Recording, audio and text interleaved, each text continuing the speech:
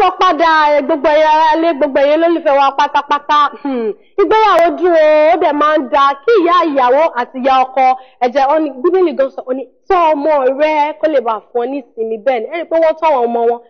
kò dẹ̀ ṣe ìtẹ́ pé wọ́n wá jọ ń fúnra wọn ní nǹkan lẹ́gbẹ̀ẹ́ ibì kan yẹ pé wọ́n wá fi oyún ṣe mi ò sọ pé èèyàn bá fi oyún ṣe ìgbéyàwó kò dáa o rárá o àmọ́ inú ẹ̀wọ̀n ìgbà tí òjò ti ń pagún wọn bọ̀ ẹwọ ìgbà tí wọ́n ti jọ bẹ̀rẹ̀ ẹwọ àti ibi tí wọ́n ti jọ bẹ̀rẹ̀ láti secondary school àti university ẹwọ wo level bí tí wọ́n bára wọn dé ìyẹn lílé fún eléyìí wá jẹ́ ẹ̀kọ́ bẹ́ẹ̀ ni eléyìí jẹ́ ẹ̀kọ́ fún gbogbo àwọn ọ̀dọ́ pátápátá pàápàá jùlọ gbogbo àwọn obìnrin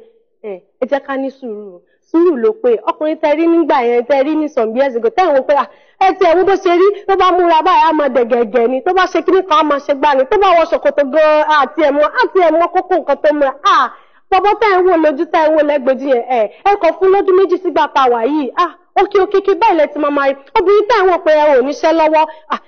èmi ò lè fẹ́ obìnrin tó bá níṣẹ́ o àwọn ọmọ mi sọ pé tí n bá tẹ̀ máa fẹ́ obìnrin yẹn gbọ́dọ̀ jẹ́ obìnrin tó jẹ́ pé ó níṣẹ́ lọ́wọ́ kí n tẹ̀ sọ pé ìta ni girlfriend mi kí n tẹ̀ lè tọ́ka sí pé girlfriend mi ni báńkà yẹn girlfriend mi ni kìnnìkan yẹn èní la rí kò mọ̀ sẹ́dà tó mọ̀ la gbogbo ẹ̀yin olólùfẹ́ nílé gbogbo ẹ̀yin ọ̀dọ́ kò sẹ́dà tó mọ̀ la ẹ jẹ́ ọkàn yín mú o gbogbo ẹ̀yin tẹ́ bá dẹ̀ ti rí obìnrin bẹ́ẹ̀ ni yídà find a wife ẹ má gbàgbé o tẹ́ bá ti rí obìnrin tẹ́ ti rí ìyàwó yín ẹ gbà mú lọ́rùn ọwọ́ eléyìí ló tún máa jẹ́ kí n tẹ̀síwájú kí n wá sọ̀rọ̀ nípa oúnjẹ sábàdà lórí ọ̀rọ̀ oúnjẹ yìí ètò tó wọ́n sẹ̀tì ẹ̀ dáadáa kò sọ̀rọ̀ pé yẹn ò tó ọbẹ̀ ṣẹ́kù àwọn kan wá ń di sẹ̀mú lọlé rárá o wọ́n jẹ́ kí gbogbo ẹ̀ equal ni ó balance oúnjẹ dùn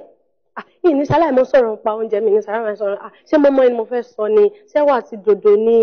wọ́n ti ṣe àwọn kọ̀kọ́ ẹ̀kan wọ́n fi tàwọn ìjẹ̀bú wọ́n fi yọ sí mi lẹ́gbẹ̀ẹ́ pé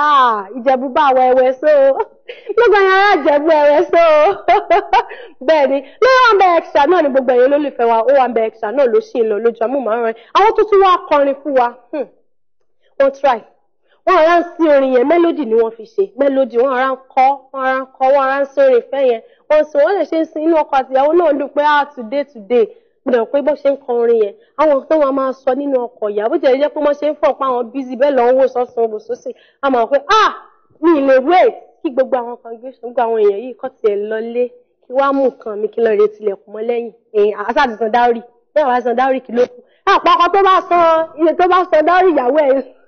tó fi ṣe instrumental yẹn ni ò dá ní àbájú sọ dárí rẹ pé kélekèle àbí èyí má tẹ̀jẹ̀ ń lo kélekèle ó lè choose láti fẹ́ sọ pé instrumentally ló fẹ́ sọ dárí yẹn embalmment yìí ká tún wọ̀rọ̀ ìgbà tí wọn náà àwọn embalmment ẹ mọ̀ pé embalmment yẹn ó máa ń mú pàtí dání ó máa ń gbà ìyá dání ó máa ń gbé ìdùnnú ó máa ń gbé dání bẹ́ẹ̀ dẹ̀rẹ̀ ó máa ń gbé owó dání àmọ́ náà la máa fi rí owó yẹn ọ̀nà náà ni wípé kẹ́ ẹ tara ṣàṣà ẹ gbéra lẹ̀ ẹ dìde ẹ máa bọ̀ ní number 22 Coker Street Orímọládé ọgbà nílùú Èkó ibẹ̀ la wà ó kẹ́ wá ṣe kíni ẹgbẹ́ polówó yín wá kábà yín polówó ẹ̀ wọ́n ẹ̀jẹ̀ má jẹ́ ìṣe nǹkan tẹ́nu oúnjẹ tẹ́nu mu láyẹyẹ. ẹ má gbàgbé gbogbo mímu jíjẹ small chops ní tẹ́lẹ̀ ṣe wọ́n abẹ́tẹ̀ ṣe cocktail kí lẹ̀ ń dúró wò ẹ máa bọ̀ ẹgbẹ́ polówó yín wá àwọn èèyàn ń pè wá o gbogbo event planners àwọn èèyàn ń pè wọ́n fẹ́ rí yín ẹgbẹ́ polówó yín wá ẹ máa bọ̀ àbí kẹ̀kẹ́ mú nọ́mbà tó lọ lójú amóhùnmáwòrán yín ẹ bá ti pè báyìí lọ́wọ́ kan báyìí la máa dá yín lò bẹ́ẹ̀ ni mi ò tún ní ṣaláì máa sọ fún gbogbo ẹ̀yin olólùfẹ́ wa pátápátá kò síbi tá à kí ń dé omi là wa à kí ń bẹ́nikẹ́ni ṣọ̀tá fún gbogbo ayẹyẹ yín ìvẹ́ǹtì yín ni o ìgbéyàwó ni o ìkómọ ni o mo ti sọ fún yín ẹjọ́ ẹgbẹ́ àwọn ìbejì yẹn wa mo fẹ́ gbé ìbejì jò gbogbo àwọn ọkọ ọmọ yín ìṣílé mo fẹ́ ṣílé lọ́dún yìí mẹ́ gbogbo ẹ̀yin olólùfẹ́ wa mo dẹ̀ lágbára Ọlọ́run mo gbà ládùúrà pé ayọ̀ nǹkan ayọ̀ kò ní wọ́n lọ́dẹ̀ yín orúkọ tèmi kò yí padà Olórí Olúwakẹ́mi Ìyàndá lórúkọ tèmi aka most beautiful olórí MBO bẹ́ẹ̀ ni ẹ lè sílẹ̀ kàn sí mi lórí fan page mi lórí Facebook page Olórí Olúwakẹ́mi Ìyàndá lórí Instagram @Olórí Olúwakẹ́mi ká tún fi pàdé lọ́sẹ̀ tó ń bọ̀ ire o.